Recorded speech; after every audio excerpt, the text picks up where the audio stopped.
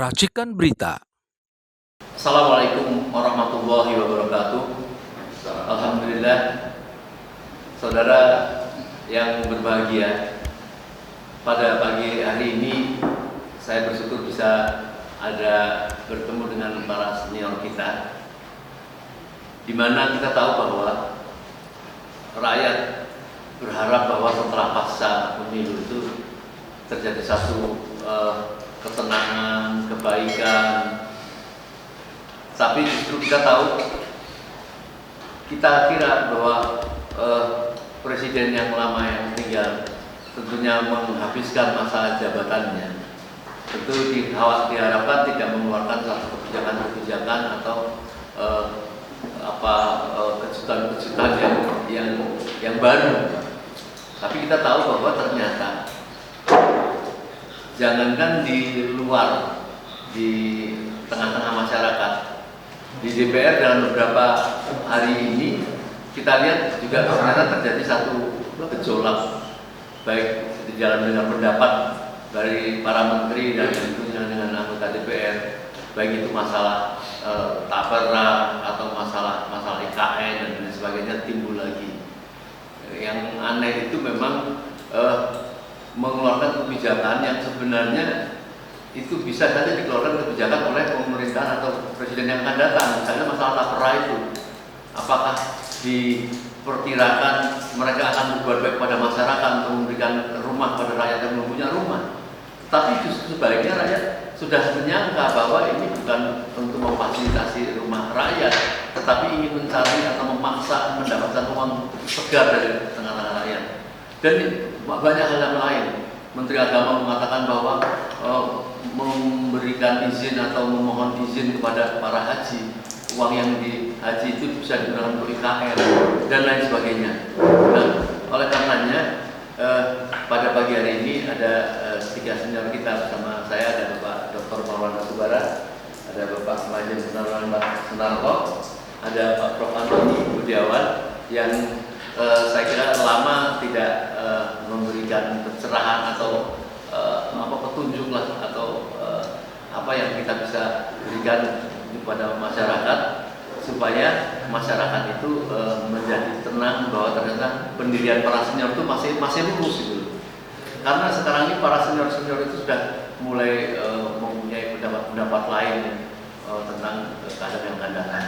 Nah, saya berharap juga para guru besar sedang memberikan suara bagaimana untuk kebaikan bangsa kita ke depan. Apakah bisa membangun kebangkitan nasional ini di atas situasi yang nampaknya semakin diadu domba. Apa yang saya maksud itu, satu lagi masalah misalnya tambang. Tambang itu tahu-tahu ada satu kejutan, pemerintah memberikan bagian kepada para ormas-ormas. Nah, itu pun juga rakyat menganggap bahwa ternyata ini hanya mencari pembelaan atau ingin membuat ormas yang kritis supaya tidak kritis karena mendapat itu. Nah, kami mohon dalam beberapa sebelum yang terjadi ini kami berharap pandangan dari Bapak Prof. Antoni, Pak Sunarko dan Pak Marwan. Mungkin saya mohon kepada Pak Antoni. Ya. Terima kasih Om Lid. Ini pemerintahan khususnya Jokowi ini memang tidak ada habis-habisnya mencelakai rakyat.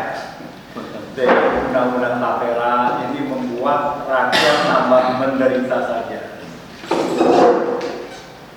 IKN belum selesai, uang APBN sudah terserap puluhan triliun, kalau nggak salah saya dengar 100 triliun, tapi hasilnya tidak ada. Uang terserap APBN ke sana, itu salah satunya adalah membuat rakyat bertambah miskin, membuat harga-harga, membuat subsidi itu dikurangi. Jadi ini yang seharusnya hak rakyat tetapi dibuat di sana, dialihkan ke IKN yang saat ini masih tidak jelas. Tidak jelas dalam arti begini, bahwa IKN ini seharusnya adalah melanggar konstitusi. Nah, kita lihat badan otorita itu apa? Kalau nggak salah, badan otorita adalah dianggap sebagai pemerintah daerah. Maka itu namanya ibu kota Nusantara. Badan otorita adalah kepala daerah. Kepala daerah ini berbentuk badan otorita, pemerintah daerah berbentuk badan otorita, ini melanggar konstitusi pasal 18 yang mengatakan Indonesia terdiri dari provinsi, kabupaten, dan kota. Tidak ada yang dari badan otorita. Dan kepala daerah untuk provinsi, kabupaten, dan kota itu adalah gubernur, bupati, dan wali kota. Dengan konsep badan otorita, artinya pemerintah pusat menganeksasi pemerintah daerah. Aneksasi saya katakan. Karena PBB, pajak bumi dan bangunan, harusnya milik siapa? Harusnya milik daerah, wali kota atau kabupaten. Provinsi aja tidak menerima itu kecuali dari bagi hasil. Nah, sekarang kalau ini dikuasai oleh badan otorita, artinya PBB itu dibayarkan masuk ke APBN. Ini konsep yang sangat salah, yang sangat dirusak sekali. Gitu. Lalu kita bertanya lagi, kenapa Presiden Jokowi ini nekat melanggar undang-undang dengan membentuk pemerintah daerah berdasarkan badan otorita? Kenapa? Saya melihatnya, menganalisa saya adalah karena kalau itu tidak badan otorita, maka tidak boleh APBN dorong ke sana untuk membangun. Karena kalau itu adalah pemerintah daerah dalam bentuk daerah khusus, ibu kota atau apapun, maka yang wajib membangun itu adalah pemerintah daerah.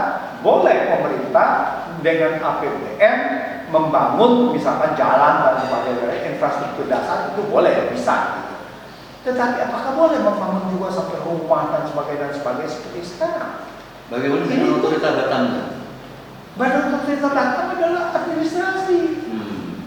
Di Batam ada badan otorita, ada Pemda. Kalau kita PBB bayarnya ke tetap ke Pemda. Dia adalah hanya administratif mengelola satu itu kawasan untuk bisnis. Tapi dia sendiri kalau dia udah ada lahan itu dia sendiri harus bayar PBB dan dia masuknya ke situ gitu ke pemerintah daerah. Sama juga seperti badan otorita Labuan Bajo, badan otorita Danau Toba, gitu kan?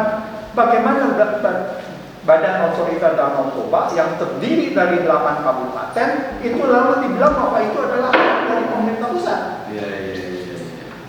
Kan itu menjadi aneksasi. Jadi kita ada 2 kabupaten di Kalimantan Timur, lalu dibilang 256.000 hektar itu milik pusat.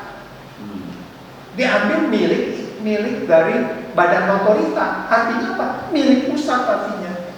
Jadi daerah ini nggak paham atau nggak berani untuk otorita IKN ini? Ya mungkin mendapat tekanan. Pastinya mendapat tekanan dan ini adalah itu. Nah, jadi kalau kita lihat badan IKN ini, pembangunan IKN ini akan mangkrak.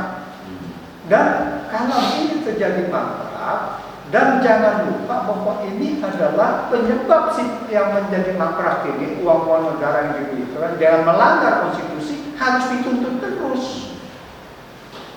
Rakyat harus menuntut ini, harus ada pertanggungjawabannya gitu kan, tidak bisa diam saja.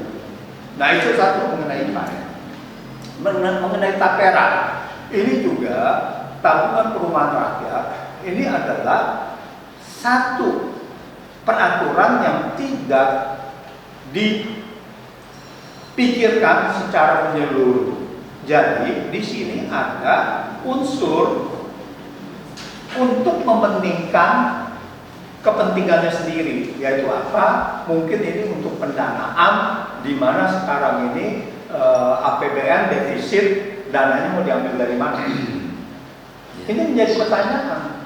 Karena apa? Tabungan masyarakat secara nasional ini hanya 8.000 aja, sekitar 8.000 triliun, Anarko. Tabungan nasional Indonesia itu sekitar 8.000 triliun. Utang pemerintah sudah 8.000 triliun.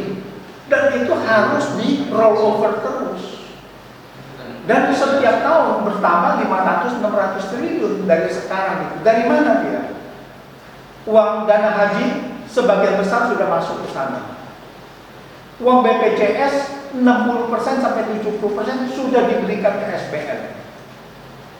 Dia akan mau menggali lagi sumber baru. Dan sudah ada beberapa pernyataan dari beberapa pejabat menteri, ya bahwa mereka KPR ini boleh menginvestasikannya kepada SBN. Bahkan Ombudsman mengatakan investasi di SBN aman. Aman bagaimana? Apakah pemerintah bisa bayar saat ini? Amin, pemerintah tidak bisa bayar. Pemerintah hanya bisa bayar utang kalau ada surplus defisit. Kalau APBN surplus baru bisa menambah utang. Jadi dia ada menambah pendapatan, lalu pengeluarannya, belanjanya adalah lebih sedikit dari pendapatannya, lalu ada selisih yang namanya surplus, itu baru bisa digunakan untuk bayar utang. Tapi kalau sekarang defisit artinya apa? Artinya menambah utang. Jadi tidak mungkin itu dibayar kontan kecuali dibayar dengan surat utang yang baru kalau jatuh tempo atau dia jual di pasar, ya. Tapi sekarang siapa yang membeli kalau di pasar itu? Karena sektor keuangan Indonesia itu sangat tipis. Saya bilang tipis yang tadi, tabungan itu cuma 8.000 triliun. Dana dari yang lain-lainnya sudah diberikan kepada SBN. Ini Tapera adalah permasalahan tersendiri. Apakah itu untuk masyarakat bisa membeli rumah? Masalah dari perumahan adalah penyediaan yang kurang, bukan pembelinya yang kurang. Kredit yang diberikan oleh bank itu baru 1% dari PDB. Kredit perumahan. Jadi kredit perumahan kita ini sangat rendah sekali gitu. Artinya apa? Kalau memang ini ada kemampuan masyarakat meningkat, kalau ada penyediaan itu, ini kredit perumahan itu masih bisa naik banyak gitu. Jadi ini harus diberdayakan, sektor dari keuangan ini harus diberdayakan untuk bisa memberikan kredit. Ini kita masih sangat rendah sekali. Itu pertama. Terus kedua, BPJS masih memberikan kredit kepemilikan rumah. Nah ini kenapa tidak digunakan gitu, kredit kepemilikan rumah? BPJS mengelola dana 800 triliun lebih. Jadi itu bisa diambil dari situ. Jadi Tapera ini, dan kecuali itu, Tapera juga melanggar konstitusi. Menurut analisa saya. Kenapa? Karena ini wajib kan, tabungan wajib kan, langsung dipotong gitu. Tanggungan wajib, masyarakat, pemerintah tidak boleh mewajibkan seseorang itu untuk menabung. Itu hak asasi manusia. Saya boleh harusnya berpilih apakah saya mau konsumsi sekarang atau saya mau konsumsi di lain waktu. Saya simpan uangnya, saya tabung, saya konsumsinya di lain waktu. Menabung itu adalah menunda konsumsi saat sekarang. Nah, ini hak asasi manusia, hak pilihan dia, kebebasan dia untuk memilih, tidak boleh diwajibkan. Apalagi sudah eksplisit sekali diberikan hak kebebasan manusia itu di Konstitusi pasal 28 A, B, C dan sebagainya itu sampai sekian. Itu hak asasi manusia. Tapera ini melanggar hak kebebasan manusia untuk memilih apakah mau konsumsi sekarang atau mau menabung. Tidak boleh diwajibkan. Terus apa? Yang terakhir, tambang. Ya, tambang ya terakhir. Tambang dan bank. Ras Muhammadiyah. Nah, tambang. Oke, yang gampang dulu udah Ras Muhammadiyah. Ras Muhammadiyah itu tidak akan mempengaruhi apa-apa. Karena apa? Ras itu hanya bisa mempengaruhi kalau kita ngambil uang cash. Uang cash di masyarakat berkurang, dipegang di masing-masing rumah. Nah, sehingga di situ kalau tidak ada uang cash, maka masalah. Tetapi kalau dia hanya pemindah bukuan di sistem perbankan itu akan sama saja. Bahwa dia BSI tidak ada uang, dia tidak itu, tetapi karena ada itu, dia ada Bank Indonesia, ada apa, dan uang itu masih sama gitu. Jadi itu namanya bukan ras, itu namanya Muhammadiyah memindahkan saja. Dia merasa mungkin BSI didikte untuk beli SBN kali. Kapan kalau dia mau bangun rumah sakit, mau bangun apa, banknya ada apa enggak kan gitu. Ada rencana konon mau membuat bank internal, Bank Muhammadiyah. Oh ya bisa saja. Nggak apa-apa, tapi itu di dalam sistem perbankan itu tidak akan mempengaruhi, tidak akan mempengaruhi konteks moneter di dalam negeri, tidak akan mempengaruhi. Jadi banyak membilang wah ini harus rasa tidak akan mempengaruhi apa-apa. Selama Tapi itu ada di perbankan. Persoalannya mengapa melakukan itu? Apa ada ketidakpercayaan kepada pengelolaan dana mereka itu oleh BSI? Dianggap terlalu banyak dipinjamkan oleh orang-orang yang tidak transparan lah dan seperti itu. Itu bisa saja. Makanya oleh karena itu Muhammadiyah kalau nggak salah adalah diminta salah satu pengurusnya beri komisaris atau apa supaya bisa melakukan supervisi karena dia mempunyai uang yang sangat besar sekali dan berkepentingan untuk bisa memberikan mensupervisi itu, melihat itu gitu. Dan seharusnya masuk akal. Tetapi kemudian diputuskan bahwa Muhammadiyah itu orangnya tidak karisma. Lalu kita orang yang lain gitu yang seharusnya ya politisi dan sebagainya yang diberikan lah. Mungkin itu ada salah satu ketidaksepahaman. Terus yang nomor 2 adalah bisa saja bahwa kenapa itu mau diberikan pada satu ditawarkan kepada Muhammadiyah untuk salah satu menjadi pengurus supaya bisa melakukan supervisi. Sepertinya itu tidak ujug-ujug begitu aja. Sepertinya mungkin sudah ada pembicaraan dari awal. Oh ya kalau gitu saya mau menarik dana dan sebagainya. Enggak lah, Anda boleh untuk supervisi dan sebagainya. Kemungkinan besar mereka sudah analisa dari neraca bahwa neraca BSI itu dipublikasi itu sudah juga uang yang masuk ke SBN itu juga besar sekali. Itu juga berapa? Mungkin 70 triliun atau berapa, itu sangat besar sekali. Jadi itu salah satunya juga. Baik, masalah tambang dulu. Nanti dipertajam lagi masalah. Terus kemudian masalah tambang. Ini masalah tambang. Ini kan khusus diberikan kepada ormas keagamaan. Dan saya melihatnya ini adalah sangat aneh. Saya mencurigai secara pribadi bahwa ini mau merusak akhlak orang agama. Oh, gitu. Iya, karena apa? Keagamaan itu disuruh bisnis. Dan bisnisnya bisnis kotor, bisnis tambang. Jadi artinya apa? Jadi mereka sudah tidak memikirkan umat lagi dong. Mereka harus memikirkan tambang, memikirkan duniawi, bukan mendidik orang-orang untuk bersikap baik. Nah, ini siapa?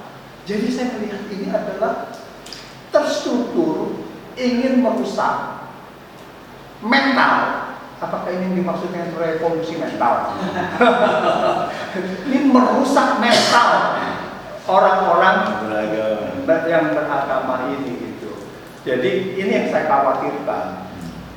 Di samping juga saya mencurigai bahwa ini adalah sekali lagi termasuk melanggar konstitusi. Karena apa hak dari satu ormas, apakah itu keagamaan atau tidak, karena diberikan juga ke salah satu ormas juga yang bukan keagamaan gitu ya. Nah, ini apa hak mereka untuk mengelola? Apakah ini memang milik Presiden Jokowi? Bahwa tambang itu dia bisa memberikan ke sini dan sebagainya. Yang benar-benar mempunyai hak mengelola itu adalah rakyat di daerah. Karena apa? Karena nantinya mereka yang terkena kendali. Banjir, longsor, dan sebagainya. Kalau mereka diberikan itu, maka mereka harus menjaga dengan operasional yang baik agar tidak terkena bencana. Dan kita lihat Indonesia sebelum tahun 1945 adalah tidak ada yang namanya negara Indonesia. Kita adalah negara yang mempunyai kerajaan-kerajaan. Anggap aja lah ada kerajaan Kutai Timur, ya kan? Nah, rakyatnya di situ ada. Nah, harusnya kalau mereka pada saat tahun 1945 tidak menyerahkan kedaulatan kepada Indonesia, mereka itu mungkin bisa berdiri sendiri. Seperti Aceh, bisa saja mereka berdiri sendiri pada saat itu. Kalau dia tidak menyerahkan mau bergabung pada Indonesia, karena Indonesia tidak ada pada saat itu. Dan jangan lupa, Belanda sudah membagi Indonesia pada perjanjian Renville, ya, setelah Linggarjati, perjanjian Renville itu menjadi 17 negara, menjadi 16 negara bagian plus Indonesia satu. Itu satu. Tapi kemudian tahun 1950 daerah itu setelah tahun 49, ya, konferensi meja bundar 27 Desember 1949. Kemudian 3 bulan kemudian, 2 bulan kemudian, daerah satu-satu menyerahkan. Oke, kalau itu yang 17 negara bagian itu berkatakan saya bergabung dengan Indonesia. Saya bergabung. Ada juga negara Pasundan pada saat itu. Lalu mereka mengatakan saya bergabung. Saya bergabung. Mereka itu sudah adalah negara bergabungan pada saat itu, ya. Sudah diakui secara internasional dan sebagainya. Nah, mereka ini adalah pemilik dari hasil kekayaan usaha. Nah, kok sekarang siapa Presiden Jokowi yang bisa seenaknya membagi-bagi itu, kan gitu kan? Nah, ini adalah kalau saya rakyat daerah ini harus bisa menolak. Ini hak saya. Kalau memang itu boleh diberikan, berikanlah kepada saya, kepada pihak daerah ini, kepada putra daerah. Baik. Nah, itu masalah pertama terakhir, kecurigaan kedua ada nggak supaya ormas-ormas ini tidak melakukan kritik perlawanan terhadap kebijakan-kebijakan pemerintah yang ada? Ya, itu tidak usah dikasih tambang, juga kan dikasih duit tadi, juga kan nggak kritik kan gitu kan. Jadi kalau tambang, jadi kalau saya lihat tambang itu adalah memang untuk merusak akhlak. Iya, baik Pak Marwan, sama ya dengan Pak Ambal ini mungkin bisa disampaikan. Ya, terima kasih Bu Bim. Assalamualaikum warahmatullahi wabarakatuh. Waalaikumsalam. Karena pada hari ini kita bisa berbagi info dan juga mengingatkan baik itu kepada pemerintah, penyelenggara negara maupun kepada rakyat. Jadi tujuannya antara lain itu ya, berbagi informasi tapi sekaligus mengadvokasi untuk kepentingan bersama kepada siapa? Kepada penyelenggara negara, terutama pemerintah, DPR dan juga rakyat. Nah, mungkin saya mulai dengan IKN. IKN ini kalau kita merujuk kepada kebijakan dan keputusan pemerintah di awal penetapan rencana pembangunan IKN itu disebutkan anggarannya sekitar 466 atau 467 triliun, dan di situ diakui atau direncanakan pemerintah akan menanggung sekitar 90 triliun atau 89,6 tepatnya triliun. Kemudian ada modus yang namanya public private partnership atau KPBU, itu kerjasama pemerintah atau BUMN dengan swasta, itu jumlahnya kira-kira 250 triliun. Lalu yang ketiga swasta, itu sekitar 120-an triliun. Itulah rencana awalnya. Nah, ternyata sejak 2022 sampai nanti akhir 2024 itu akan dihabiskan dari APBN sekitar 72 triliun. Jadi kalau rencananya menyebutkan tentang bahwa proyek ini secara keseluruhan nilainya 467 triliun, negara hanya menanggung sekitar 89 triliun, ternyata baru 2 tahun itu sudah mencapai 72 triliun. Artinya sudah terjadi manipulasi, kebohongan publik, ya. Bisa saja memang rencananya itu 89 dengan harapan swasta itu akan investasi, lalu modal KPBU itu juga berjalan. Nah, ternyata yang dua ini tidak jalan sehingga pemerintah harus menanggung. Nah, ini menjadi beban bagi APBN. Nah, kalau sudah jadi beban APBN, artinya apa ya? Uang negara yang sangat minim untuk investasi itu, yang ribanya itu rutin ya, itu akan terserap ke sana dan bisa saja akhirnya nanti subsidi itu akan dikurangi atau pajak dinaikkan. Misalnya tahun yang lalu itu PPN naik dari 10 menjadi 11, rencananya nanti dari 11 mau jadi 12, artinya rakyat ini akan dihisap terus, belum lagi nanti dari yang lain-lain. Jadi subsidi akan dipotong, siap-siap untuk misalnya harga BBM naik, tarif listrik naik, dan berbagai subsidi untuk pangan juga akan berkurang. Ujungnya proyek mercusuar ini yang tidak jelas untuk siapa sebetulnya, kalau kita lihat ini akan membuat rakyat itu akan sengsara, siap-siap aja sengsara. Itu satu hal yang perlu kita ingat dari proyek IKN. Maka kalau sekarang ini ada gerakan untuk menolak IKN, saya kira ini harus kita dukung. Hentikanlah itu sebelum nanti APBN itu terus menjadi korban, ya, karena faktanya swasta yang dulu punya komitmen untuk dari luar terutama untuk ikut investasi di IKN itu kan pada mundur ya, ada yang dari Jepang, ada yang dari Timur Tengah seperti Qatar atau Kuwait atau juga Saudi Arabia, itu kan mundur. Kemudian dari Eropa juga sama, mundur semua. Lalu yang namanya KPBU juga sama. Kalau memang ini belum jelas ya untuk apa, bagaimana ini sebetulnya ke depan prospeknya, ya KPBU juga tidak akan ada kemajuannya. Karena itulah kalau ini terus dipaksakan, apalagi yang namanya Joko Widodo itu katanya pada HUT 17-an 2024 ini nanti akan diadakan di IKN. Ini apa ini sebetulnya?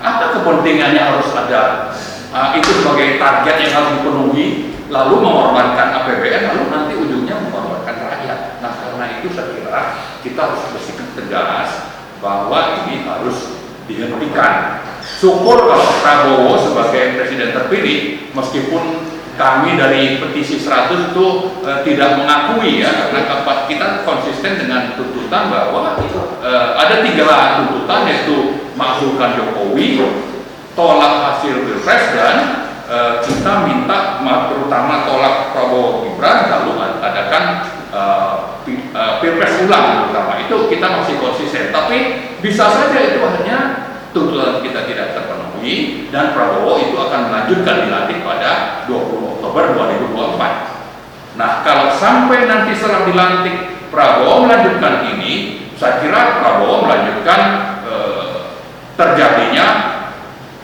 pemerasan kepada rakyat, karena itu sudah dimulai. Tadi subsidi akan dikurangi, pajak dinaikkan, dan sebagainya. Belum lagi nanti ada berbagai program untuk mendapatkan penerimaan lewat SPN ke APBN. Tadi Pak Antoni sudah menyinggung tentang tapera misalnya, atau dari yang lain-lain. Jadi banyak hal yang akan dilakukan yang akan menyengsarakan rakyat kalau ini proyek IKN diteruskan, dan kita berharap ini tidak dilanjutkan oleh Prabowo. Kemudian kalau terkait tambang, sebetulnya pasal 33 itu menyebutkan bumi, air, dan kekayaan alam yang ada di dalamnya itu dikelola negara, dikuasai negara. Kata kuncinya dikuasai negara untuk sebesar-besar kemakmuran rakyat.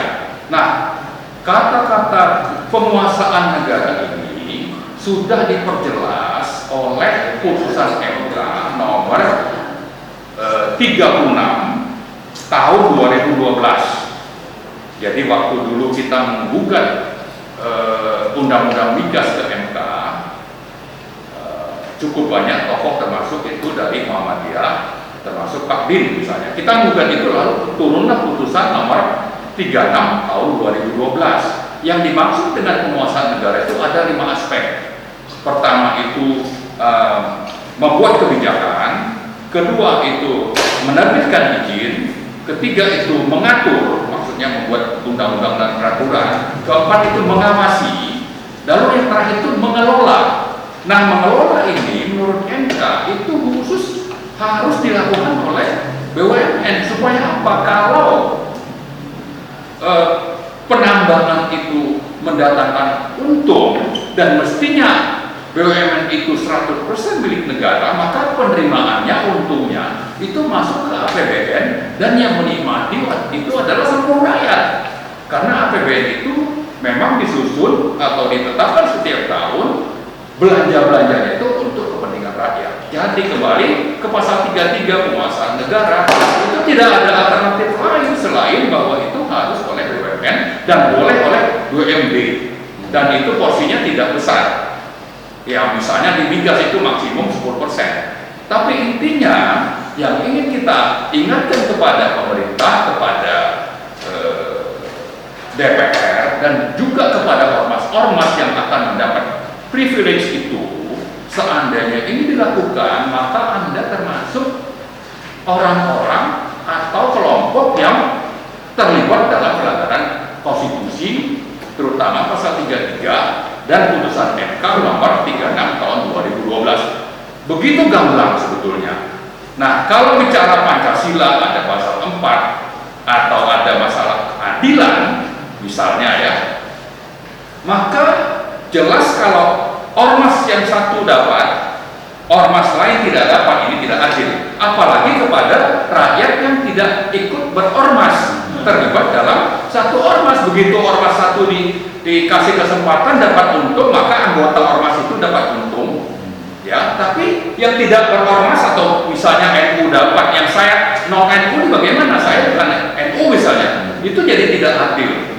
Itu dari bicara tentang moral aspek Pancasilanya misalnya. Tapi yang paling basic tadi, karena ini negara hukum, rujukan utamanya itu adalah konstitusi, lalu diturunkan ke undang-undang.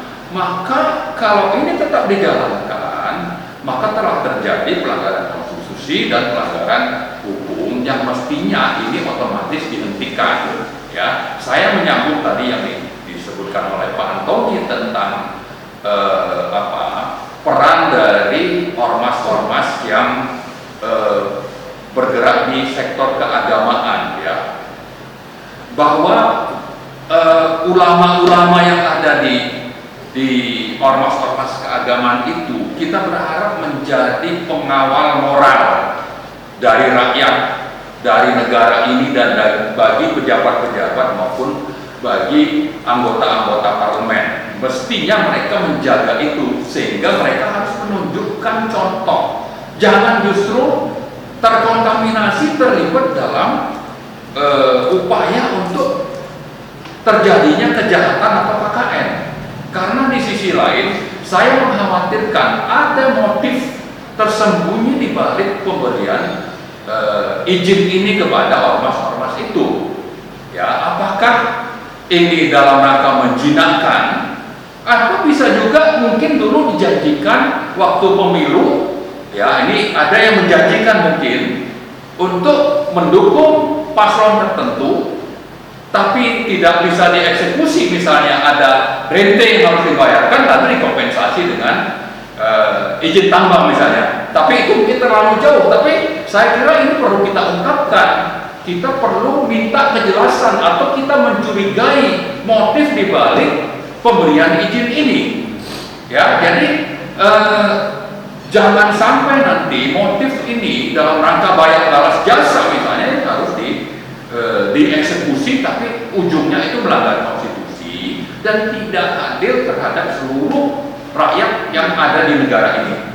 Jadi karena itu tidak perlu sebetulnya berpanjang-panjang lagi, meskipun PP-nya sudah diterbitkan, itu PP nomor 25 2024, itulah rujukannya.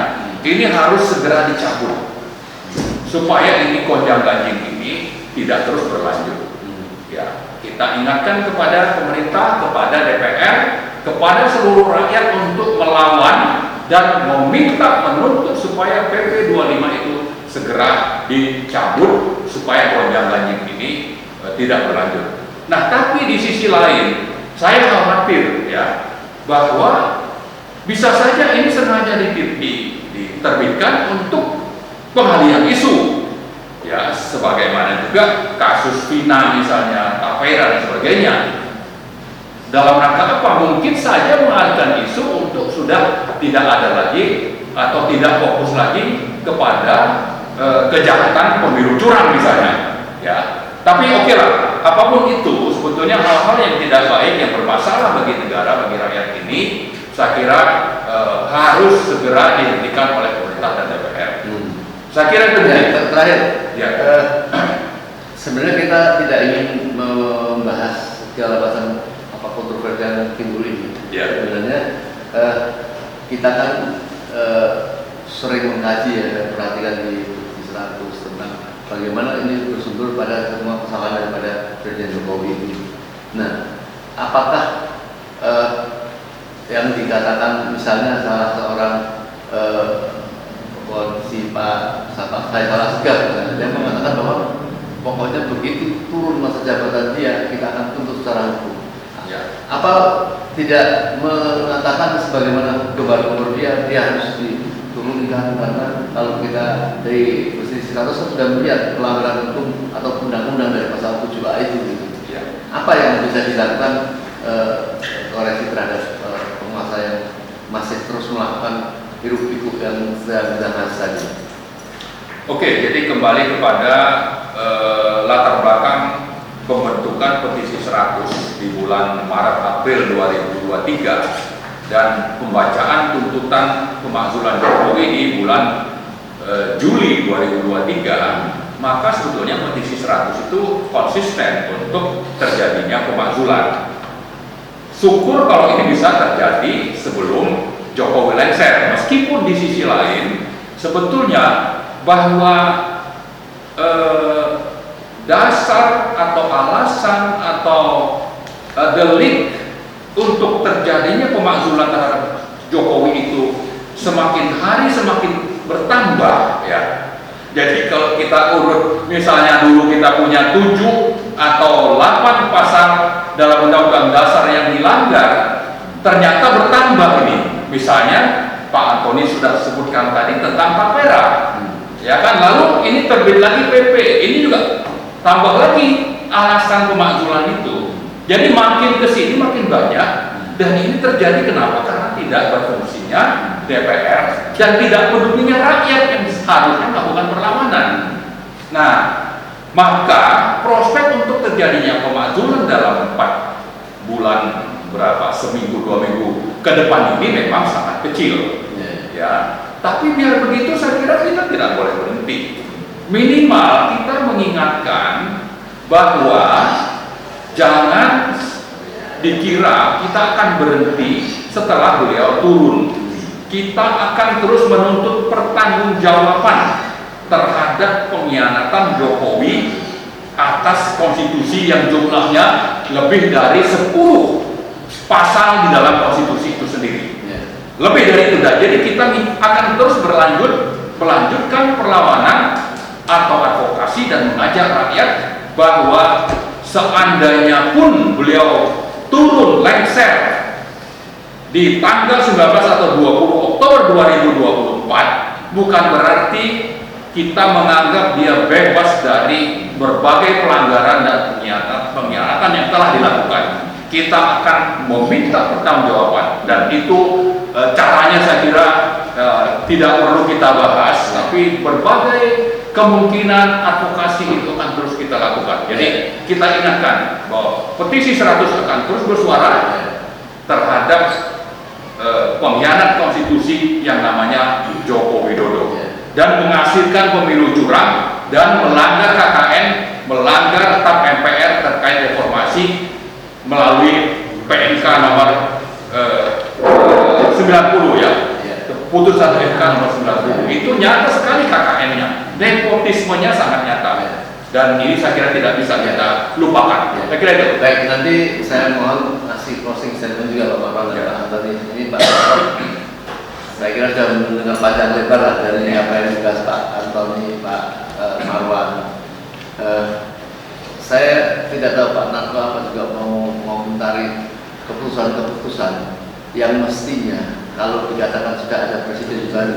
Ini apa ini hubungan antara presiden yang terpilih ini dengan ini? Apakah dia tetap mengendorse apa yang menjadi PU ini atau sebaiknya seperti apa? Saya Pak Narto boleh batokan tadi atau boleh apa yang Pak Narto sampaikan? Assalamualaikum warahmatullahi wabarakatuh. Waalaikumsalam. Salam sejahtera semua. Terima kasih Om Lim. Ya. Sudah cukup banyak ulasan yang disampaikan oleh Pak Antoni dan Pak Marwan. Saya disuruh bicara. Yang pertama masalah IKN. Saya sampai sekarang ini otak saya belum bisa menerima apa urgensinya pindah ibu kota dari Jakarta ke Kalimantan Timur itu. Padahal mulut Jokowi pernah ngomong waktu dia jadi gubernur bahwa untuk mengurus, menertibkan, membangun Jakarta ini akan lebih mudah bila saya jadi presiden. Berarti seharusnya kalau dia jadi presiden, dia bisa tertibkan Jakarta, dia bisa bangun Jakarta menjadi ibu kota yang representatif dan menyenangkan gitu. Tapi tahu tiba-tiba kabur mau memindahkan ibu kota ke IKN. Dan kita tahu IKN itu masih hutan belantara yang apa? Yang tidak melalui survei yang cukup. Dan lebih ininya lagi, kita nggak punya duit. Kita hutang. Ini kan orang konyol namanya. Dan pembantu-pembantunya mengiyakan saja. Termasuk institusi yang harusnya mengawasi, DPR menolak. Jadi pikir saya negara kita sudah dikelola dengan kacau balau dan rusak-rusakan oleh era Jokowi ini.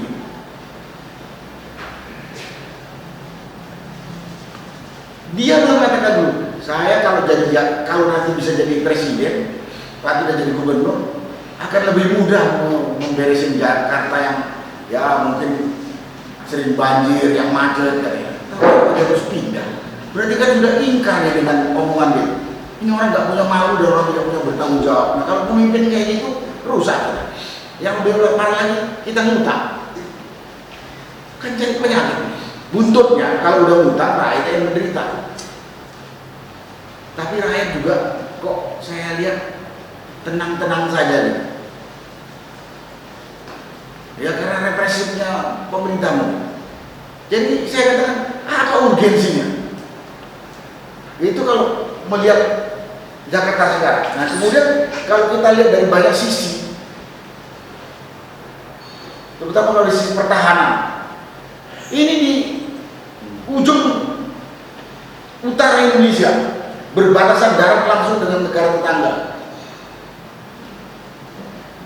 dekat laut internasional, laut Cina Selatan. Siapa aja bisa masuk situ.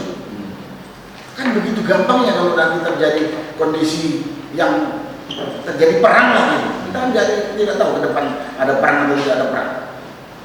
Tapi selama manusia masih punya nafsu akan terjadi. Kita ingat sejak zaman Romawi sampai perang dunia kedua itu, sampai sekarang di Eropa juga ada perang.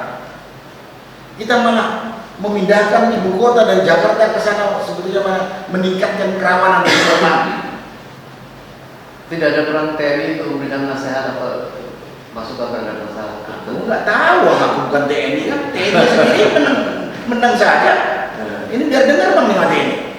Dia akan memberi masukan. Atau dia nggak ngerti, atau memang mulutnya dibuka. Tapi dari sisi pertahanan negara pindah ke sana itu membuat banyak kerawanan. Itu yang saya katakan, menyambut. Mana utang di negara? Tadi sudah saya lihat Pak Antoni itu membangunnya itu membutuhkan berapa? 500 triliun. 500 triliun membangun infrastruktur yang diperlukan. Nanti memobilisasi manusia dan alat ke sana mungkin segitu juga. Loh, kalau pindah ibu kota, berapa banyak orang yang harus dipindahkan ke sana? Berapa banyak alat harus dipindahkan ke sana? Tentunya dari Jawa pasti kan. Wah, habis berapa ratus triliun lagi, ngutang lagi. Buntutnya terjual lah negara kita ini pada yang memberi utang. Tadi Pak Nono mengatakan belum melihat urgensinya, tapi mungkin ada kecurigaan atau tidak ada FS-nya dulu, atau undang-undang di DPR juga menjadi tekanan-tekanan semua. Saya lihat sekarang kita kan dalam kehidupan negara demokrasi itu kan ada 3 institusi induk. Satu eksekutif yang mengoperasionalkan ini, ada legislatif yang mengawasi, mengontrol, memberi masukan kepada eksekutif sesuai konstitusi, sesuai kemampuan atau tidak. Kemudian ada lagi yudikatif yang menegakkan. Saya lihat 3 institusi ini udah jadi satu di bawah kontrol eksekutif. Terus kalau bilang FS segala macam, kalau ditanya mereka ada, tapi banyak tulisan saya lihat katanya tidak pernah ada ini studi tentang geologi dan lain sebagainya katanya. Sekarang air tidak ada segala macam, berarti kan FS-nya kan nggak matang. Nah, kalau air tidak ada dan kalau hujan banjir. Nah, makanya dulu katanya Jokowi, saya kalau presiden mungkin bisa ngatur Jakarta lebih baik untuk, ya salah satu di antaranya saya ingat ya, di samping ngatasin kemacetan juga ini banjir. Nyatanya yang mau ditempatin jadi ibu kota yang masih hutan itu juga banjir kok. Dan katanya lebih dari 1 meter itu banjir. Lebih dari 1 meter. Cuman media memang nggak meramaikan, tapi kita yang dapat informasi kan tahu semua.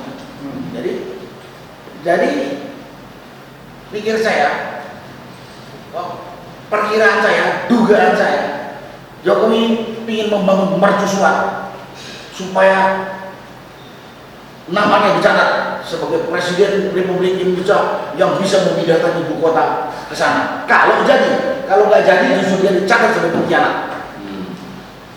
Dan arah ke situ udah banyak terlihat sekarang. Contohnya, ketua otoritas dan wakil ketua otoritas mundur. Nggak tahu alasannya apa. Kalau dia mundur berarti ada sesuatu itu kan. Wah, saya baca berita lagi, Luhut mengatakan, ya kalau dia nggak mampu ya kita mundurin gitu. Dan lain sebagainya. Jadi pikir saya ini ego Jokowi membuat mercusuar dengan hutang agar dia catat sejarah sebagai orang yang bisa memindahkan Jakarta gitu kan. Ada yang satu lagi mau menghapus sejarah dia. Mungkin mau menghapus sejarah tentang ibu kota berada di Jakarta. Ya, Jakarta ini kan punya catatan sejarah luar biasa. Kita merdeka, kita lahir di sini. Dan lain sebagainya, banyak sekali catatan sejarah. Dia pindah ke Kalimantan.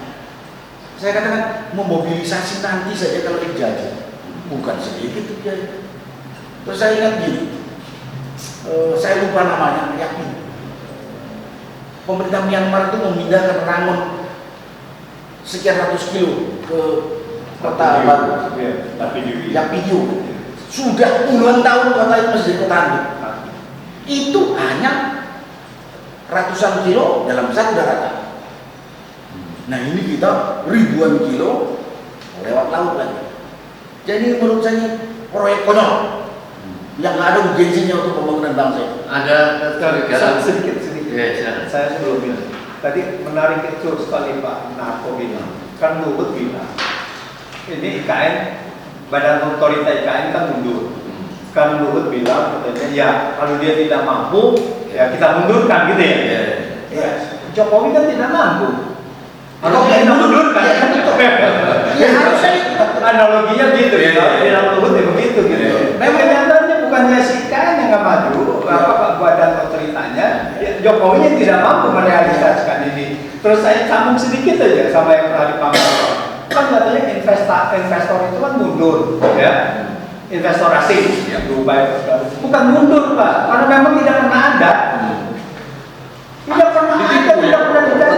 Softbank soal itu sebenarnya tidak ada. Ada nggak komentar dari Softbank bahwa dia mau investasi? Oh. Kan nggak pernah. Jadi kan selalu menipu sepihak saja. Sepihak saja. Itu dia. Sepihak semua. Dalam rangka menipu rakyat atau mungkin menutup kekurangannya, membuat blow up berita. Nah, sekarang ini terbukti jadinya kan belum tidak ada investor kan terbukti sekarang gitu kan. Berarti ini sudah pembohongan publik. Jadi tadi kembali kepada pernyataan Luhut, ya harusnya adalah Jokowi tidak mampu dan harusnya kan mundur. Kaitannya sebetulnya saya katakan tadi, waktu gubernur dia mengatakan kalau saya presiden mudah nanti mengurus Jakarta. Nyatanya dia melarikan dari sini, nggak mampu. Harusnya dia mundur ke gitu. Itu harus mundur. Satu hal, ada kecurigaan tentang mungkin tekanan atau permintaan dari China yang sedang punya problem populasi gitu, karena pernah setahun yang lalu kalau tidak salah kabar dari Singapura, Malaysia, ada brosur-brosur penawaran perumahan yang letaknya itu di KL itu. Jadi ini sebenarnya lebih berat untuk menjadi satu kawasan baru atau untuk pemerintahan baru? Ya, saya nggak amati sampai situ. Tapi kalau lihat bagaimana kedekatan Jokowi atau pemerintahan Jokowi dengan Cina, ya dugaan itu ada kemungkinannya bahwa pindah ke sana itu ada yang ini, yang apa? Ada yang mengarahkan. Ya yang juga tadi Cina. Ahok pernah ngomong, ngapain pindah ke Penajam? Ke Balikpapan saya katanya tanah Pertamina di Balikpapan itu udah ratusan ribu hektar, tinggal ambil. Kenapa kok ke Penajam yang hadir perusahaan-perusahaan tertentu yang kemudian harus dibayar? Itu Ahok emang. Dulu Bongkaro memindahkannya ke Pelanggaraya, itu juga tanah negara tinggal ambil. Ini kok ke situ yang sudah dikampling hadir oleh perusahaan dan harus kita bayar. Ini ada yang ya kurang waras berpikirnya saya pikir. Ada bukan saya yang mau bikin monumen ya, supaya namanya dicatat oleh sejarah. Tapi pikir saya nanti bukan dicatat oleh sejarah sebagai seorang yang punya kreasi besar karena tadi dicatat sebagai pengkhianat. Arah itu udah kelihatan itu gundurnya ketua otorita itu udah arah kegagalan. Itu masalah IKN dilihat dari apa saja lah orang itu hutan belantara. Saya juga pernah ke daerah itu Penajam itu. Kalimantan Timur, Utara, Selatan, Tengah saya tahu kayak apa hutan. Jadi aneh menurut saya. Apa urgensinya? Cari penyakit. Itu kalau komentar saya tentang IKN. Cuma itu masalah tambang. Yang pemerintah menawarkan ormas-ormas untuk mengelola tambang. Pikir saya ini ormas kan punya visi misi tertentu, apalagi ormas keagamaan. Ormas keagamaan itu kan dia membina umatnya untuk taat, untuk menjalankan perintah agamanya, bukan percaya untuk. Buntutnya kalau dikasihkan ke ormas keagamaan atau ormas yang bukan keagamaan, dia akan cari pengusaha juga. Kenapa kok pemerintah nggak ngasih izin kepada pengusaha yang profesional? Kan ada pajak, ormas itu kasih duit. Bangun. Ini apa? Ini dugaan saya untuk mengunci, menyandera ormas itu supaya tidak kritis lagi. Nah, itu yang saya katakan tadi. Konyol loh dia. Loh, ormas itu udah biasa hidup, ormas, apalagi ormas keagamaan ya. Saya amati mau di Islam, mau di Kristen, Katolik, di Hindu, mereka itu punya iuran kok untuk untuk menjalankan misi yang dianu, dan itu iuran itu bagian dari ibadah, bukan harus dikasih usaha untuk memperkaya pengurusan. Dan sudah berjalan ribuan tahun. Jadi dugaannya untuk mengunci penyandera supaya tidak kritis. Itu masalah pertambangan, masalah pertambangan. Terus berikutnya apa tadi Pak yang ketiga? Ada tapera dan sedikit tentang kasus. Kalau ditanya tapera itu, saya ingat, saya 34 tahun di tentara, ada kena tabungan pajak perumahan, ada asabi. Saya pensiun, nggak dapat sampai 100 juta itu, 34 tahun tadi Mas. Totalnya? Ya total itu setelah pensiun, dapatnya itu ada berapa puluh juta. mau beli gubuk aja nggak cukup, gubuk aja nggak cukup gitu. Jadi, dan tabungan tadi katakan jangan dipaksa dong. Kita nabung sendiri, kita bisa hitung sendiri. Jadi aneh. Dan ngelihat lagi tabungan haji dipakai untuk pembangunan infrastruktur. Apa ini mau dirahasiakan lagi? Udah enggak. Dan tak Asabri hilang, Jiwasraya hilang. Saya pikir ini juga akan dibelokkan atau kemana-mana lagi. Khawatir. Belajar dari kasus yang terjadi, tabungan-tabungan rakyat yang sudah hancur lebur. Jadi saya kira, ya saya udah nggak kenal lagi orang, saya sudah nggak, bukan karyawan dan segala macam. Tapi pikir saya itu memberatkan dan menunjukkan bahwa pemerintah ini sangat otoriter. Yang otoriter. Jadi itulah yang bisa saya sampaikan besok. Masalah IKN aneh binajaib, masalah tambang sama tapera tadi. Itu hanya memberatkan rakyat saja. Dan ini adalah satu manuver yang dilakukan oleh pemerintah untuk yang aneh. Kalau saya katakan IKN tadi nggak punya duit tapi sombong. Dan saya yakin di antara ini di sekitarnya Jokowi itu banyak bekas tentara atau tentara, pegawai atau bekas pegawai. Saya lihat begini, dulu prajurit itu kan gajinya, ya sampai sekarang gajinya prajurit itu kurang atau pas-pasan gitu. Kalau ada kepentingan tertentu, mau beli motor dia atau mau beli mobil, dia harus ngutang. Kalau utang di koperasi setempat nggak cukup, dia pinjam ke bank. Itu biasanya setiap satuan itu ada ketentuan. Kalau pinjam ke bank, dibatasi. Kau hanya boleh pinjam 1/3 maksimal dari gaji kamu, sehingga kamu bisa tetap hidup, nggak susah bayar utang. Itu kalau analogi secara pribadi gitu. Nah sekarang Jokowi dengan anggaran belanja yang APBN yang begitu kecil membangun ngutang, dia nggak mikir kalau itu nanti kemudian jadi tanggungan generasi berikutnya. Lahir orang kalau di negara, saya bilang ini, saya baca itu di Brunei atau di Qatar, orang lahir langsung dapat jaminan hidup.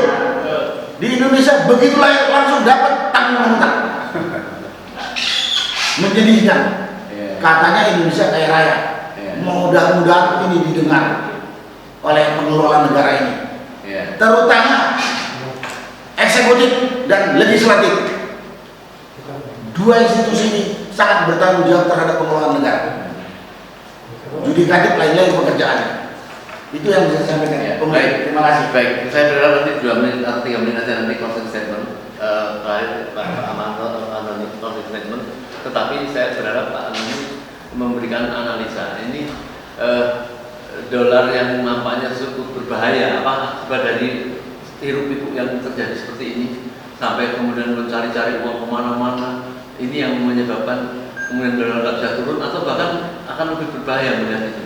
Terus apa saran Pak Antoni terhadap masyarakat untuk memberikan masukan-masukan pada penguasa yang terus setiap hari memberikan PR? Ya.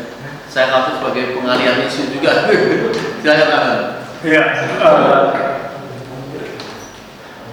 ini mengenai dolar, ya kita sebetulnya mengenai ekonomi secara keseluruhan, dan salah satunya adalah moneter.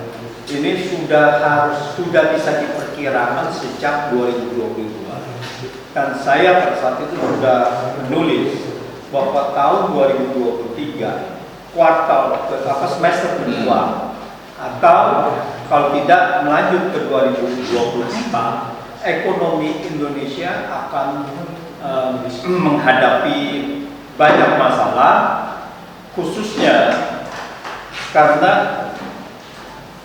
suku bunga internasional itu akan dinaikkan. Karena untuk memberantas inflasi yang disebabkan oleh kenaikan harga komoditas. Jadi kebijakan moneter internasional akan menurunkan harga komoditas yang di Indonesia menjadi andalan ekspor Indonesia, apakah itu batu bara, nikel dan sebagainya gitu. Dan dia akan turun. Dan ternyata setelah tahun 2023 pertengahan itu turun terus. Dari 2022 turun terus harganya. Memang ekonomi kita 2023 pun sebetulnya sudah tertekan. Penerimaan negara itu sudah tidak meningkat lagi gitu. Nah sekarang 4 bulan pertama penerimaan negara itu turun 8%. Di dalam APBN harusnya naik sekitar 8% juga lah, kurang lebih segitu. Nah sehingga ini penerimaan negara bisa turun secara keseluruhan dari yang dianggarkan itu bisa turun 20% shortfall. Nah ini dalam masalah, itu pertama, itu terkait dengan APBN. Oleh defisit pembayaran bunga tadi ya, Pak Narto mengatakan utang kita sudah sangat besar sekali dan sebagainya. Sekarang bayar bunga itu bunganya saja sudah 500 triliun. Bayar bunga saja Dari APBN iya. Dan tahun depan mungkin bisa 600 triliun. Dan itu konsisten pasti dianggarkan di APBN dan ada uangnya untuk dibayarkan. Harus itu. Nah itu bunga harus dibayarkan kalau bunga. Dan itu makanya masih di APBN itu harus dibayarkan. Nah masalah yang lainnya adalah bahwa utang dari pemerintah defisit ini juga tidak bisa menutupi untuk utang luar negeri. Utang luar negeri mereka tidak menambah lagi. Nah ini yang membuat rupiah ini tertekan. Jadi banyak investor itu menjual atau divestasi dari surat berharga negara. Cadangan devisa dari Januari 4 bulan pertama sampai dengan April itu turun 10,2 miliar. Artinya apa? 10,2 miliar lari keluar berarti dolar naik, rupiah turun. Tadi Pak Antoni, Ya. kewajiban kita membayar bunga tiap tahun 500-an triliun. Ya. APBN kita berapa? APBN kita cuma 2.000-an, 3.000 kalau belanjanya, sekitar 3.000. Kalau 500 untuk kesini itu udah 20%. Udah 20%. Udah 20%. Iya. APBN. Kalau Bayar utang. pada Bunga utang. Bukan induknya yang utang. bukan induknya gitu. Jadi pada kuartal pertama, Pak Narto, kuartal pertama, jadi Januari, Februari, Maret, itu rasio, tadi kita bicara rasio pembayaran bunga terhadap penerimaan negara itu sudah 24%. Pada kuartal pertama, yang tadi 20% itu kalau APBN-nya tercapai penerimaannya, karena tidak tercapai, ini bisa menjadi sekitar 24% pembayaran bunganya. Ini sangat besar sekali. Jadi ini yang membuat fiskal kita udah dari pembayaran bunga tinggi, lalu kemudian subsidi dan sebagainya akan meningkat, maka itulah pemerintah menaikkan harga-harga yang lain, yaitu UKT lah, supaya dia tidak tidak memberikan subsidi. Sebentar lagi Buntutnya memperberat hidup rakyat. menambah beban dari rakyat. Jadi itu. Jadi dengan demikian ya dolar. Dan kalau ini kita tidak tahu, dolar ini atau kurs rupiah ini hanya ditentukan dengan kemurahan hati investor asing. Kalau dia tidak masuk, rupiah pasti jebol 17.000, 18.000. Kalau investor asing tidak masuk ke sini. Karena ini udah sangat tergantung sekali gitu. Jadi sudah ketergantungannya sudah sangat tinggi. Kalau dia tidak menambah utang atau bahkan dia keluar, maka kurs rupiah sudah akan semakin terperosok. Dan kita lihat APBN 2024 ini rupiah diperkirakan atau dianggarkan ya asumsinya adalah 15.000. Sekarang sudah 16.300. Jadi sudah sangat berat sekali. Karena Jokowi bilang waktu dia mau naik presiden, kita bikin rupiah 10.000 satu dua. Itu salah satunya Pak. Karena begini, sewaktu saat dia kampanye itu harga rupiah, kurs rupiah itu 12. waktu dia kampanye nggak sampai di bawah 10.000 waktu dia kampanye, 9.700-an waktu kampanye, sekitar pada saat itu antara Februari sampai April, itu kan 2014, ya. itu Di bawah 10.000. di bawah 10.000. Nah sekarang sudah 9.700 kalau nggak salah, sekarang sudah 16.000. Apa yang dibilang bahwa ini keberhasilan kan gitu? Kenapa ini mesti dipertahankan lagi? Bahkan katanya presiden yang akan datang akan meneruskan program ini. Ya apa? Meneruskan anjurnya kan gitu kan? Apa hancur? Iya. Jadi sangat atau jangan-jangan beliau sudah siap untuk diturunkan dengan negara-negaranya, tetapi nggak ada yang mau menurunkan. Nah itu dia gitu. Jadi sekarang judulnya adalah dicari siapa yang mau menurunkan. Baik, nanti terakhir Pak Marwan silakan. Ya, saya kira ada beberapa hal ya. Pertama, bicara IKN sebetulnya motifnya itu lebih kepada kepentingan bisnis, kepentingan konglomerat dan kepentingan Cina. Termasuk sebetulnya kalau kita bicara anggaran, ya, biasanya proyek-proyek pemerintah itu harganya itu selalu dimakap. Jadi ada juga motif perburuan rente di IKN ini. Tapi kita harus ingatkan tadi tentang pendanaan proyek itu sendiri, yang ujungnya itu akan menjadi beban APBN, beban rakyat. Ternyata juga di situ ada kebohongan-kebohongan. Apakah itu kebohongan tentang akan adanya investor, juga kebohongan tentang bahwa ini cuma sekian sebetulnya pakai APBN. Ternyata sekarang saja sudah 72 triliun dibanding yang dulu katanya awalnya pemerintah itu nanti akan hanya menanggung 89 triliun. Baru 2 tahun saja sudah 72. Dan itu belum jelas hasilnya juga tidak, ya artinya ini kebohongan. Jadi ada motif yang bermasalah, ada kebohongan publik, ada kepentingan perburuan rente yang nanti ujungnya akan menyengsarakan rakyat lewat apa? Lewat APBN yang dipaksa untuk mencari sumber-sumber supaya mampu untuk juga dialokasikan mendanai APBN itu. Dan nyatanya kan sudah ada kenaikan tadi saya sebutkan, PPN 10 jadi 11, nanti 11 jadi 12, kemudian APBN bermasalah, subsidi dicabut. Kalau subsidi banyak yang dicabut, siap-siap rakyat itu untuk hidup lebih sengsara. Dan kalau sudah demikian, apakah rakyat itu akan tetap diam? Sudah dibohongi sejak 2021 kalau kita bicara IKN, dan akan ada prospek kesulitan hidup kalau ini diteruskan, maka Anda mau bersikap seperti apa? Saya menantang rakyat ini. Kalau DPR memang sudah disandra, jadi kita tidak bisa berharap. Jangan menantang Pak. Ya. Mengingatkan rakyat supaya sadar. Sadar dan mau melawan. Ya, nah, satu lagi kita ingatkan bahwa Jokowi mengatakan peringatan 17 Agustus 2024 itu akan diadakan di IKN. Jangan sampai ini menjadi momentum untuk tidak bisa dibatalkannya proyek ini. Kalau memang bermasalah, ini tetap saja harus dibatalkan. Toh ini hanya undang-undang, bisa dibatalkan lewat perbitan undang-undang baru.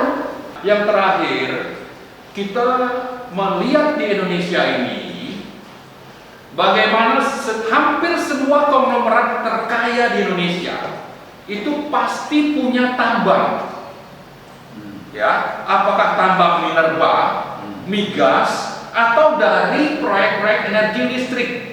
Ya, ini semua adalah proyek yang bernuansa KKN, tapi sekaligus melanggar konstitusi. Salah satu fenomena atau momentum kejahatan ini terjadi adalah saat ditetapkannya perubahan undang-undang minerba 4/2009 menjadi undang-undang nomor 3/2020. Ya, ini adalah kejahatan sangat nyata sebetulnya dilakukan oleh Jokowi dan rezim ini, partai-partai. merampok kekayaan negara yang nilainya itu antara 5.000 sampai 7.000 triliun hanya khusus dari sektor batu bara. Ya. Nah, ini jangan lagi diteruskan ini kejahatan ini lalu melibatkan orang-orang yang ada di sektor keagamaan. Ya, ini harus dikoreksi dan sebetulnya pas Undang-Undang Nomor 3 2020 itu kita berharap itu sama seperti IKN untuk dibatalkan dan dilakukan perbaikan oleh presiden terpilih nanti, ya, agar kekayaan sumber daya negara milik negara itu tidak justru hanya atau tidak terus membuat konglomerat atau siapapun yang di sana itu semakin kaya, karena ini adalah sesuatu yang tidak adil. Tapi dilakukanlah koreksi bahwa ini harus semuanya dikelola oleh BUMN dan BUMD. Saya kira itu dua hal. Ya, terima kasih. Sedikit ini Pak Marwan. Tadi kan ngapa tahu sedikit. Tadi kan ini apa? Mau 17 Agustusan di sana ya. Di sana ya. Harusnya didorong, Pak. Karena di sana biar nggak ada air gitu. Nah, begini, itu Jokowi sudah mengatakan ini mereka tahu bahwa ini tidak mungkin. Ya. Dan dia sudah mengatakan sekarang hybrid. Apalagi ya, ini pembodohan kepada publik. Nanti kita 17 Agustusan hybrid, yang sebagian di Jakarta, sebagian ini kita dipimpin oleh ini bagaimana gitu, oleh seseorang yang bicara aja nggak benar, hybrid lah untuk 17 Agustusan dan sebagainya gitu. Nah ini jadi ya memang kita menghadapi masalah besar dengan pemimpin ini. Baik, Pak Nono terakhir. Andai kata presiden terpilih dilantik, seharusnya bagaimana bersikap terhadap kebijakan presiden yang tinggal beberapa bulan ini? Karena kita mendengar bahwa dia tetap meminta kepada presiden terpilih kalau dilantik Jokowi pertahankan menteri-menteri kayak Bahlil, kayak Erlangga, kayak Erik, kayak kalau nggak salah Tito dan lain sebagainya. Ini apa rasa kemerdekaan presiden terpilih ini kemudian menjadi seolah masih berkuasa ini? Apakah akan terus seperti itu? Sementara kita tahu bahwa rakyat ini sudah concern sekali terhadap salah satu yang saya sebutkan misalnya Bahlil. Bagaimana dolimnya terhadap rakyat perempuan? Katanya tidak menggeser, cuma memindahkan. Kayaknya tidak mengusut. Ini kan sesuatu yang sudah salah seperti itu, tidak ada hukuman. Jangan-jangan kalau dijadikan penting lagi akan melakukan kezaliman lagi seperti yang sudah dan baru-baru ini juga. Saya bilang Pak, terakhir. Susah juga mau minta. Cuma menurut saya nggak waras ini Jokowi. Kenapa? Kalau dia sudah turun, hak presiden pengganti ngatur ini. Nggak punya malu. Dia sudah turun, dia harus legowo. Pemerintah berikutnya, kabinet berikutnya ya justru dia presiden yang terpilih. Saya menduga kenapa dia menunjuk orang-orang itu supaya dipakai oleh presiden yang menggantikan. Pikir saya dia menyembunyikan dosa. Dugaan saya dia akan menyembunyikan dosa. Kalau orang-orang itu kan pasti dia nggak akan buka-buka dosa kesalahan yang tadi kata Pak Marwan mau dituntut. Kata siapa itu? Pak Isra nggak akan dituntut. Kalau yang jadi menteri orang-orang tujukan dia kan pasti bela dia. Jadi ini ketakutan sendiri, kurang nggak waras atau dia ketakutan dengan dosanya sendiri, itu perkiraan saya. Tapi kalau presiden pengganti mau sama nggak waras ya, itu aku. Tapi mohon maaf, saat ini saya katakan kemarin, saya nggak menerima, nggak mengakui kemenangan 02 itu kalau dia. Karena tadi yang dibilang oleh Pak Marwan, pemilu 2020 itu penuh kecurangan yang sangat menjijikkan. Kalau kita mendukung yang dimenangkan hasil kecurangan tadi, sama kita mendukung bandit jadi pemimpin negara ini. Saya bilang sama. Itu kan menang dengan cara-cara bandit mengalahkan cara. Makanya saya dukung apa yang disampaikan Pak Marwan tadi. tolak pemilu curang, lakukan pemilu ulang atau sejenis itu. Itu yang saya katakan. Tapi komentar saya kalau Jokowi sudah turun masih ngatur, ini ada yang beres. Dugaan saya dia mengamankan diri, dan yang mau menerima siapapun yang nanti dilantik sama juga nggak beres. Tapi kalau ada calon presiden akan melanjutkan juga apa yang sudah dilakukan Jokowi sekarang, sama juga tak beres yang sama warasnya. Orang era Jokowi ini ketidakwarasan begitu banyak, sangat banyak. Saya kemarin lihat dengar statementnya Habib Rizik setelah dinyatakan dia selesai bebas besar.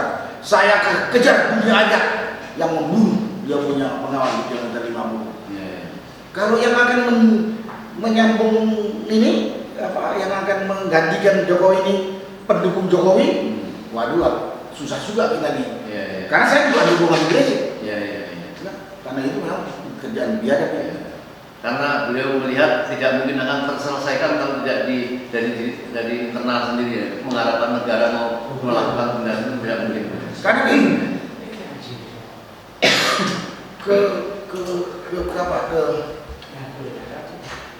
kehancuran moral, kehancuran sistem, kehancuran segala macam sekarang kalau dibiarkan akan menjadi presiden terus menerus nanti sampai kiamat. Ini negara apa namanya sekarang? Kalau itu dibiarkan, itu makanya kalau kita aktivis selalu menolak hal-hal yang tidak benar, bukan karena kita pingin ini, karena kita sayang negeri ini, sayang kepada anak cucu kita.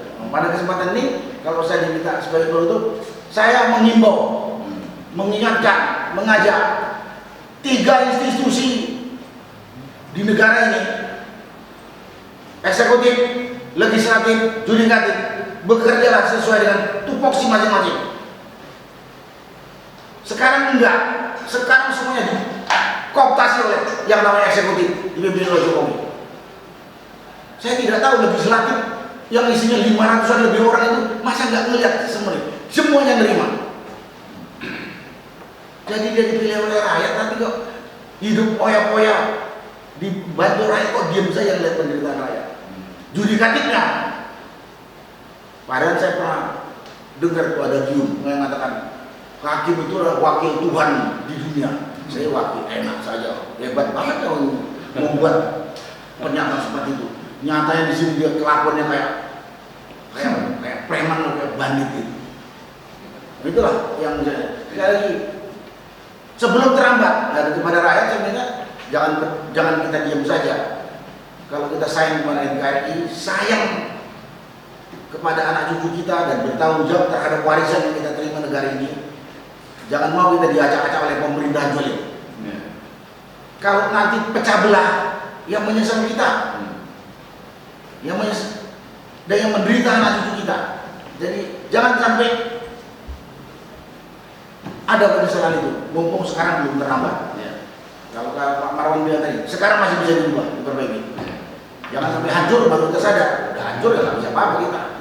Itulah yang bisa saya sampaikan. Baik, saudara sekalian, 1 jam 15 menit kita bicara dengan 3 tokoh dan saya kira memang sangat layak semua yang dibicarakan. Artinya kita tahu bahwa kerusakan-kerusakan ini terus terjadi dan saya khawatir memang sengaja untuk menghilangkan kejahatan-kejahatan yang sebelumnya terjadi. Oleh karenanya, karena sudah berlapis-lapis kejahatan ini, maka rakyat juga tidak boleh lelah untuk memberikan memberikan masukan atau pengamatan dengan tujuan kita memagari supaya para penguasa ini tidak makin lebar membuat dosa-dosa yang karena kita semua nanti yang akan merugi. Saya kira ke depan kami berharap semua tokoh, semua guru besar jangan capek, jangan sudah merasa berjuang untuk mencegah kecurangan, kemudian kecurangan terjadi, sudah nggak bisa melakukan apa, kemudian mau di mana posisi kita? Kan mau tidak mau kan kita tetap harus berusaha untuk memperbaiki dengan sampai menunggu siapa tahu Allah segera menyegerakan membantu negeri ini karena banyak rakyatnya yang tidak rela terhadap suatu acak adul yang sudah terjadi sekarang ini. Sekian mungkin yang bisa kita pada siang hari ini. Semoga Allah melindungi kita semua. Billahi taufiq wal hidayah. Assalamualaikum warahmatullahi wabarakatuh. Waalaikumsalam. Terima kasih.